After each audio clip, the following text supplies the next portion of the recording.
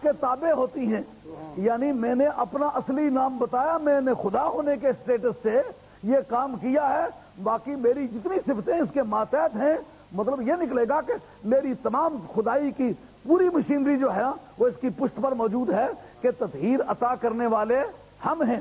واہ! اس پر حضرت علامہ طبری نے ایک نہیں، دو نہیں، تین نہیں، چار نہیں، پانچ نہیں، درجن سے زیادہ مرفوع حدیثیں نقل کی ہیں۔ اس میں یہ بتلایا کہ یہ آیت جو ہے یہ میرے بارے میں نازل ہوئی ہے، فاطمہ کے بارے میں نازل ہوئی ہے، حسن کے بارے میں نازل ہوئی ہے، حسین کے بارے میں نازل ہوئی ہے، حضرت مولا مرتضیٰ کے بارے میں نازل ہوئی ہے۔ مذہب آل حق آل سنت والجماعت یہ ہے کہ اس شان نزول کے ذریعے سے ان پانچ کی خصوصیت ہے، لیکن سیاق و سباق کے ذریعے سے نبی پاک کی ازواج بھی بیچ میں شامل ہیں۔ آل سنت نبی پاک علیہ الصلوۃ والسلام کی ازواج مطہرات کو آل بیت میں سے شمار کرتے ہیں۔ کسی دوسرے وقت میں اس پر بھی آپ کو ایک تحقیق سناؤں گا، چونکہ وقت تھوڑا ہے۔ میں جناب خاتون جنت پر، جناب حیدر قرار پر گفتگو کرتا ہوں۔ اس موقع پر بھی گفتگو بڑی دلچسپ ہے، جس کو علامہ عینی نے بھی لکھا ہے، صاحب فتح الباری نے بھی لکھا ہے۔ کبھی یہ سننے والی بات ہے اور تحقیق کا ایک مینار ہے، اگر اس پر گفتگو چھڑے تو دلچسپ بھی ہے اور دور رس بھی ہے۔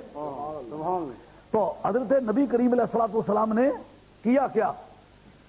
جب آیت نازل ہوئی، خاتون جنت کو بلایا، تو آ جا، حسن کو بلایا، تو آ جا، حسین کو بلایا، تو آ جا، علی مرتضیٰ کو بلایا، تو آ جا۔ ان کو بلا کے ان کے اوپر چادر ڈالی، اللہم ہؤلاء اہل بیتی، مولا کریم یہ میرے اہل بیت ہے، اے مولا کریم یہ میرے اہل بیت۔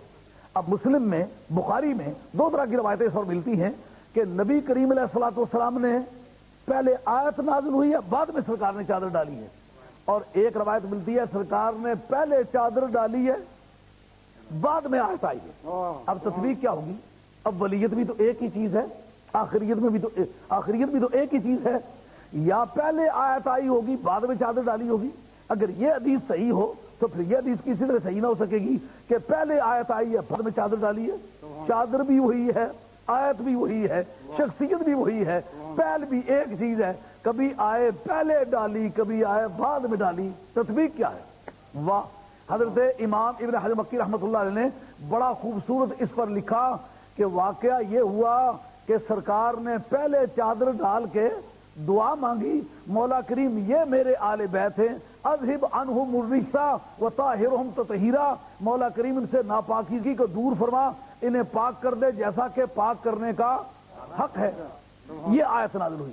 اب وہ پہلے والی حدیث فٹ ہو گئی کہ پہلے چادر ڈالی، دعا مانگی، اس کے بعد آیت نازل ہوئی۔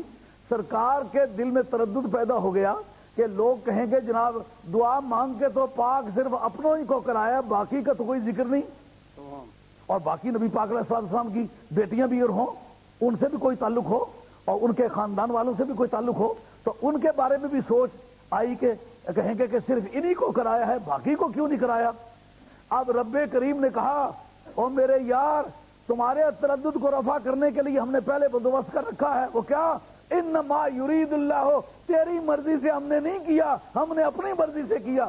آیت دوبارہ نازل ہوئی، یاد رکھے بعض آیتیں دو دو مرتبہ نازل ہوئی ہیں، یہ ان آیات میں سے جو دو مرتبہ نازل ہوئی۔ اس کو امام ابن حجر مکی نے لکھا ہے آیت ایک ہے نازل دو مرتبہ ہوئی۔ کیوں؟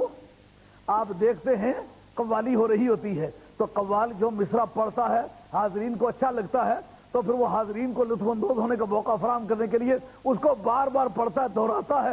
پروردگار عالم کی ذات پاک کو پہلے سے معلوم ہے جب یہ بات کروں گا میرے یار کو مزہ آ جائے گا، تو یار کے مزے کو دوبالا کرنے کے لیے اسی آیت کو دوبارہ نازل کریں گے تاکہ میرا یار پوری طرح سے لطف اندوز ہو۔ ایک معنی۔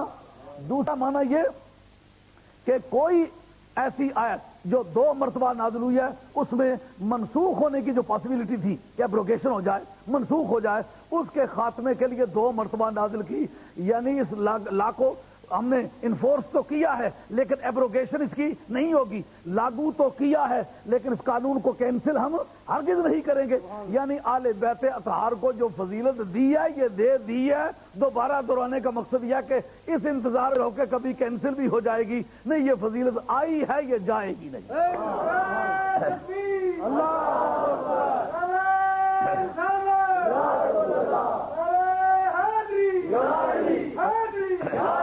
अब जिनको ये फजीलत मिली उन्होंने दुनिया इस्लाम में काम क्या किया।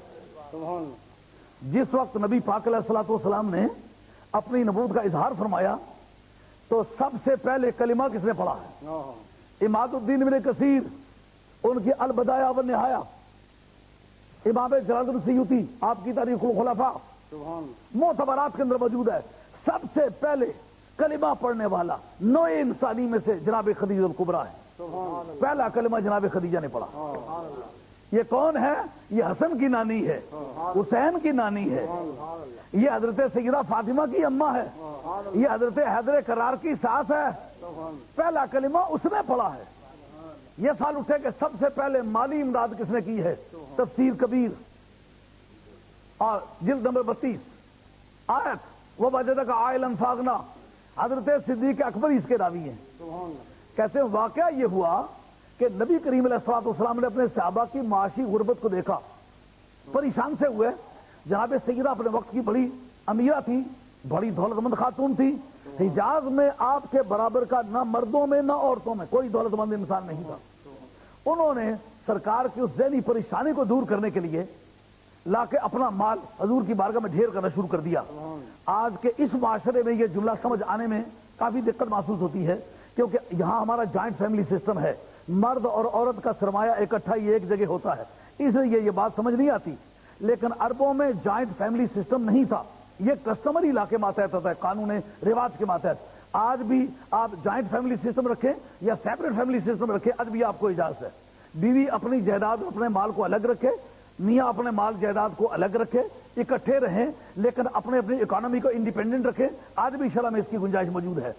तो हजरत नबी करीम अलैहिस्सलाम की उस वक्त की सिविलाइजेशन के मुताबिक जायदाद और प्रॉपर्टी और सब चीजें अलग थी, हजरत खदीजा की अलग थी।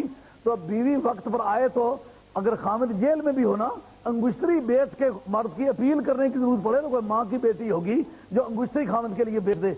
लेकिन जनाब खदीजा कुबरा, घर लौटाना जान देना कोई तुमसे सीख ले, घर लौटाना जान देना कोई तुमसे सीख ले, जाने आलम ओ फिदा ए खानदाने आले बैत, जाने आलम ओ फिदा ए खानदाने आले बैत।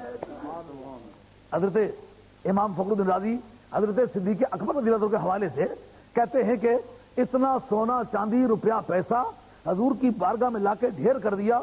मैं हजूर के सामने बैठा हुआ था मगर मैं सरकार की जात पाक को देख नहीं सकता था, वो बीच में रुपये पैसे हायल हो गए थे।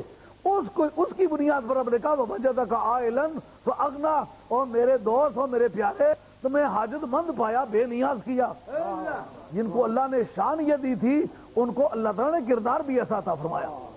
और जनाब अली मुर्तजा शेर खुदा रज़ी अल्लाह ताला अन्हु जिस वक्त नबी पाक अलैहिस्सलाम हिजरत फरमाने लगे, हजरत इमाम हजरत मक्की रहमतुल्लाह अलैह सवाए के मोर का शरीफ के अंदर लिखते हैं, कहते हैं सवाल उठा कि मेरे बिस्तर पर मौत के आने के चांसेस हैं, अब मेरे बिस्तर पर कौन लेटे? अब लेटते वक्त वो चाहिए जो अंदर भी जा सकता हो, का उस मकसद के लिए तो अली को मुंतखब कर सकता हूं। दामाद तो और भी हैं, अंदर जाने आने का चांस उनका भी है, पर अब लेटे कौन? का ए अली, वो ततहीर की चादर में तुमने शरीक होना है और ततहीर की अजमत तुम्हें मिली हुई है और आइंदा मिलने वाली है, उसका ऐलान बाद में होने वाला है। मगर तुम ये याद रखो, जिसकी शान बड़ी होती है उसका इम्तिहान बड़ा होता है। एक मैट्रिक के स्टूडेंट के क्वेश्चन और तरह के होते हैं, एमए के स्टूडेंट के क्वेश्चन और तरह के होते हैं। जैसी तेरी शान है वैसा तेरा इम्तिहान है। आजा इमाम इब्न हजर मक्की लिखते हैं कि हजरत मिकाईल और जनाबे जिब्रील का आपस में दोस्ताना है। उन्होंने कहा कि भाई यार हमारी जिंदगी में दोस्ती रहेगी, एक दूसरे को कुर्बानियां करेंगे। ये ठीक है। रब ने कहा तुम दोनों में से एक को जिंदा रखना चाहते हैं, एक को पहले मारना चाहते हैं। तुम दोनों ने आपस में भाईचारा कर लिया हो, तुम एक दूसरे के भाई लग गए हो। तुम में से कौन है जो पहले